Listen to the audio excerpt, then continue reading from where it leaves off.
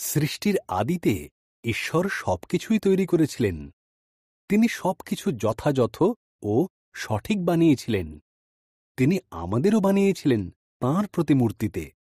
তিনি আমাদের ভালোবাসতেন আর চাইতেন আমাদের সাথে একটি সুসম্পর্ক গড়ে তুলতে। সারা বিশ্বে পাপ ছড়িয়ে গেল। প্রত্যেকে পাপের চোরা পাঁকে ডুবতে লাগল, আর তার নিশ্চিত ফলরূপে এলো মৃত্যু। কিন্তু পাপ কখনো ঈশ্বরকে আমাদের ভালোবাসা থেকে দূরে সরিয়ে দিতে পারেনি। তিনি একটা পরিকল্পনা করলেন। দুঃখের বিষয়, আদম আর হবা ঈশ্বরের কথা অমান্য করেছিল। সেই পাপই পৃথিবীতে মৃত্যুকে আনল। ঈশ্বরের সাথে আমাদের সম্পর্ক ভেঙে দিল, আর ঈশ্বরের নিখুঁত পৃথিবীকেও বিনষ্ট করে দিল। ঈশ্বর আমাদের এতই ভালোবাসেন যে তিনি তাঁর পুত্র যিশুকে এই পৃথিবীতে পাঠালেন। পাপ ঈশ্বরের সাথে আমাদের সম্পর্ক নষ্ট করেছে, কিন্তু যিশু এলেন সেই সম্পর্ককে জোড়া দিতে। অসুস্থদের সুস্থ করেছিলেন এবং আরও অনেক আশ্চর্য কাজ করেছিলেন। জীবনে নিঃসঙ্গ মানুষকে তিনি নিজের কাছে সর্বদা স্বাগত জানিয়েছেন।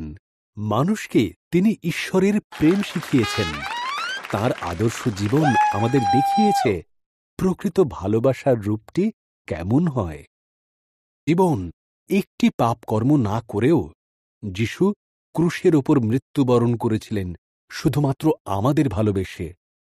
এই কাজের মধ্য দিয়ে তিনি ঈশ্বরের সঙ্গে আমাদের সম্পর্ককে আবারও সঠিক করেছিলেন। তাঁর মৃত্যুর 3 দিনের মাথায় যিশু পাপ ও মৃত্যুর সমস্ত কুপ্রভাব কাটিয়ে মৃত্যু থেকে জীবিত হয়ে উঠলেন। তিনি শিষ্যদের সাথে দেখা করলেন, তাদের শিক্ষা দিলেন। তারপর তিনি ফিরে গেলেন স্বর্গে। এখন যিশু অনন্তকালের জন্য জীবিত।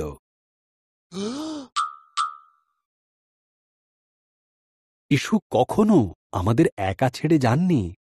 যারা তাঁর প্রতি আস্থা রাখে, তিনি পবিত্র আত্মাকে তাদের মধ্যে থাকার জন্য পাঠিয়েছেন। এই পবিত্র আত্মা আমাদের সেই পথ দেখায় যে পথ ঈশ্বর আমাদের জন্য নির্মাণ করেছেন।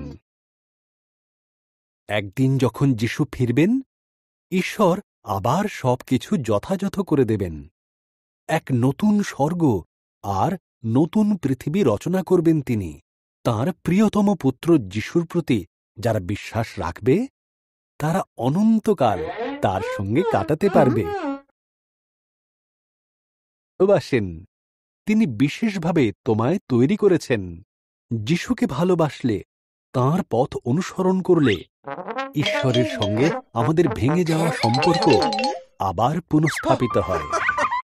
ঈশ্বরের গল্পের অংশ হতে তোমরা তৈরি তো?